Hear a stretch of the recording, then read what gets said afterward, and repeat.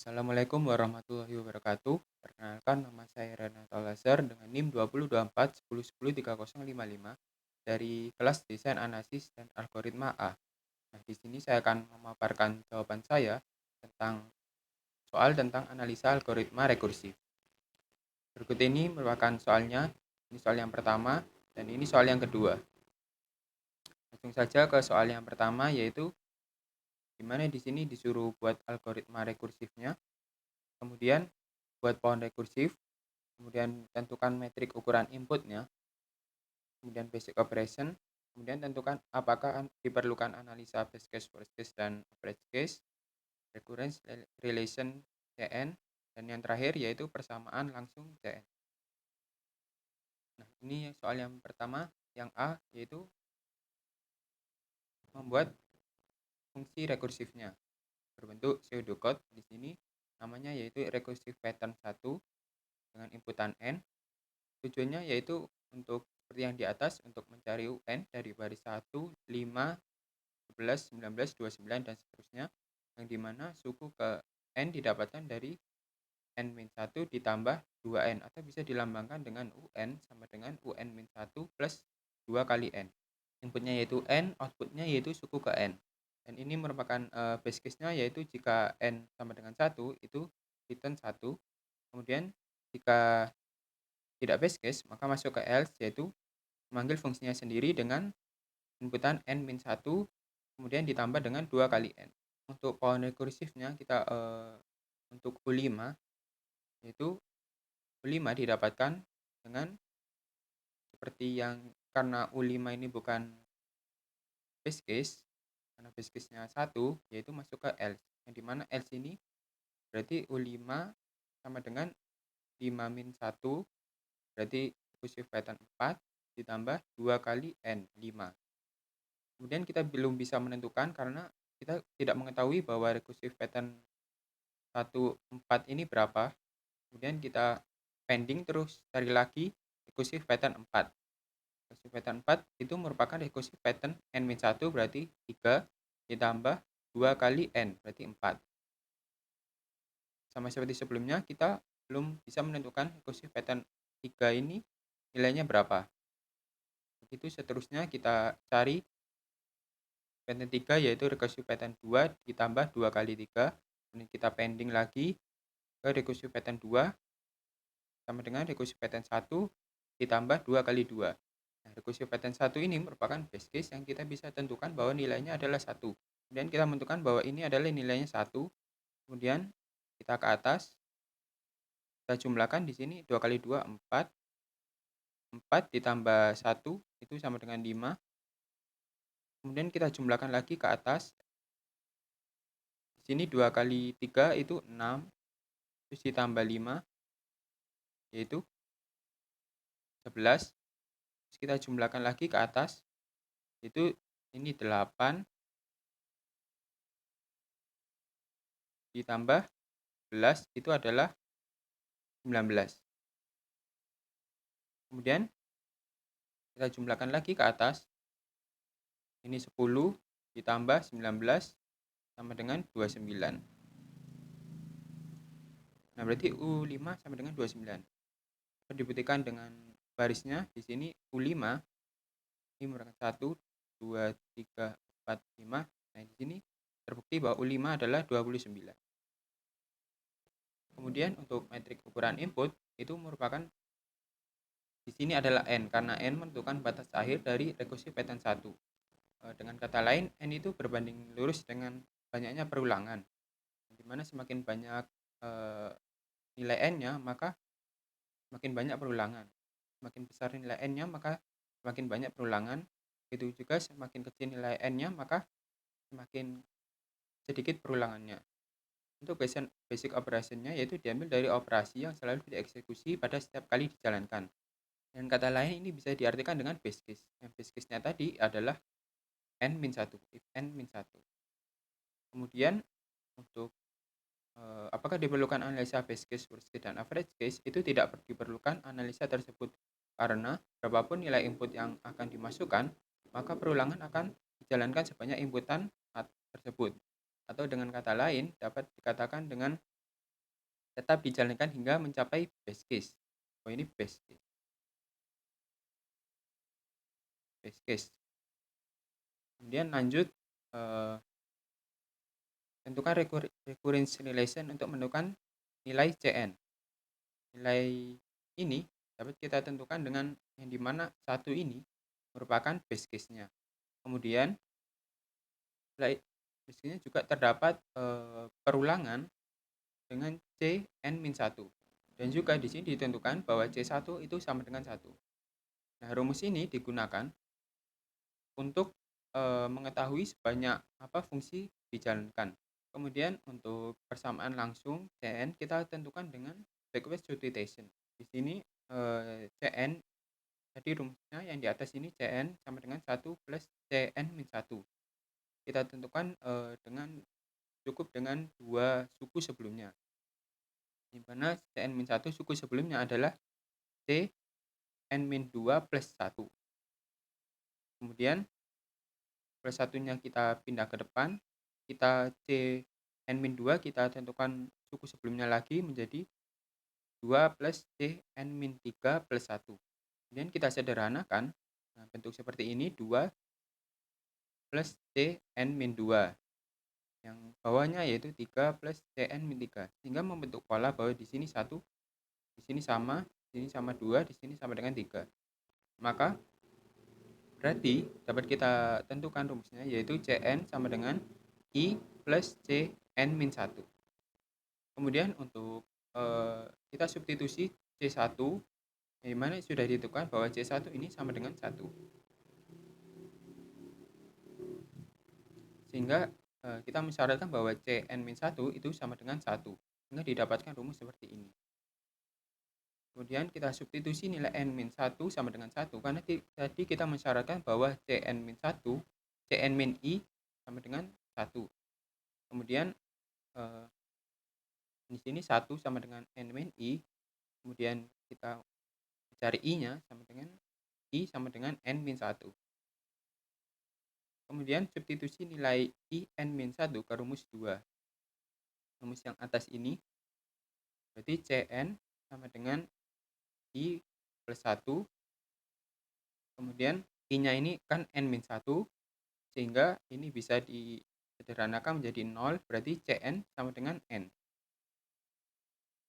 Ini adalah rumus akhirnya, rumus langsungnya. Kemudian kita ke soal yang kedua, sama seperti tadi kita buat fungsi rekursif, pohon rekursif, metrik ukuran input, basic operation, dan apakah diperlukan analisa base case, worst case, dan average case. Kemudian kita tentukan recurrence relation dari Cn, dan kita mencari persamaan langsung dari Cn. Nah, di sini pseudocode-nya untuk fungsi rekursifnya yaitu saya namakan dengan recursive pattern 2 yang inputan n, dengan tujuan seperti yang di atas untuk menghitung UN suku Kn dari deret 0, 1, 5, 19, 65 dan seterusnya, yang dimana suku Kn didapat dari 5 kali suku n-1 dan juga dikurangi dengan 6 dikali 6 suku U-2, atau bisa kita lambangkan dengan 5 dikali UN-1 dikurangi 6 dikali UN-2. Untuk inputnya di sini adalah N, outputnya yaitu berupa suku ke N. Kemudian di sini base case-nya ada 2 ya, karena di sini ada nilai suku ke-1 sudah ditentukan yaitu 0, dan suku kedua yaitu 1. Maka suku pertama yaitu N-1 sama dengan 0, N-2 sama dengan 1, dan jika bukan merupakan suku tersebut, maka di sini rumusnya sudah ditentukan bahwa seperti ini. Sehingga UN bisa kita ganti dengan nama rumus kita, yaitu 5 dikali recursive pattern n-1 kurangi 6 dikali recursive pattern 2 n-2. Untuk pohon rekursifnya kita cari untuk U4, di mana U4 itu merupakan bukan base case ya, berarti kita ke else, yang dimana else-nya tadi seperti ini, else-nya seperti ini, kita masukkan ini 4, 5 dikali recursive pattern n-1 berarti 3, dikurangi 6 dikali recursive pattern n-2 berarti 2. Nah tadi karena 3 ini bukan termasuk base case, maka kita jabarkan lagi recursive pattern 3 itu merupakan 5 dikali recursive pattern 2 min 6 dikali recursive pattern 2, 1. Kemudian di sini tadi base case-nya adalah 1 dan 2 ya, berarti ini 2 berarti masuk base case, dan base case. Berarti kita bisa hitung bahwa di sini recursive pattern 2 ini adalah 1, berarti 5 dikali 1 dikurangi 6 kali recursive pattern 2, 1 ini adalah 0. Yaitu 0. Terus kemudian recursive pattern 2 ini 1. Jadi kita jabarkan ke atas, ini sama dengan 0. Jadi ini dapat dihilangkan. Berarti hasilnya itu 5. Kemudian di sini berarti 5 dikali recursive pattern 2, 3 ini tadi di bawah adalah 5 dikurangi 6 dikali sini hasilnya 1. 6 kali 1.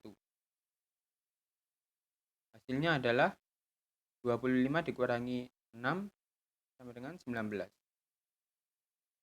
Nah, dapat dibuktikan bahwa tadi suku keempat adalah suku 1, 2, 3, 4. Nah, ini adalah 19. Kemudian untuk metrik ukuran inputnya di sini adalah n seperti sebelumnya, yaitu karena n menentukan batas akhir dari recursive pattern 2 dan juga n berbanding lurus dengan banyaknya perulangan. Semakin besar nilai n, maka semakin besar perulangan. Begitu juga sebaliknya. Untuk basic operation-nya diambil dari recursive pattern. Untuk base case operation-nya itu diambil dari tadi fungsi tadi yang selalu dieksekusi jika dijalankan. Maka basic operation-nya adalah ini saya memilih yang n sama dengan 1. Kemudian untuk analisa base case, worst case, dan average case itu tidak diperlukan karena berapapun input n akan dijalankan sebanyak inputan n tersebut. Atau dengan kata lain dapat dijalankan hingga mencapai base case.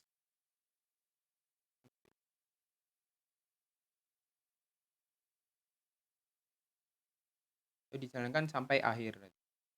Tidak ditemukan di awal dan juga tidak berhenti di awal dan juga tidak mungkin berhenti di tengah.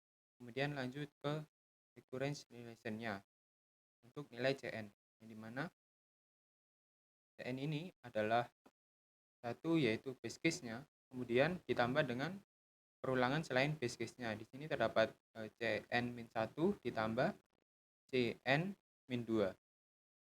Dan juga ditentukan bahwa C1 itu adalah 0 dan C2 adalah 1. Dan rumus ini digunakan untuk mengetahui sebanyak apa fungsi akan dijalankan. Kemudian selanjutnya yaitu mencari persamaan langsung Cn. Di sini saya menggunakan second order linear homogeneous RR with constant coefficient. Yang dimana pertama adalah ruas kanan harus 0. Itu kita yang kiri ini pindah ke kanan menjadi Cn dikurangi 1 min Cn min 1 min Cn min 2 sama dengan 0. Kemudian saya sarankan bahwa Cn ini adalah R kuadrat.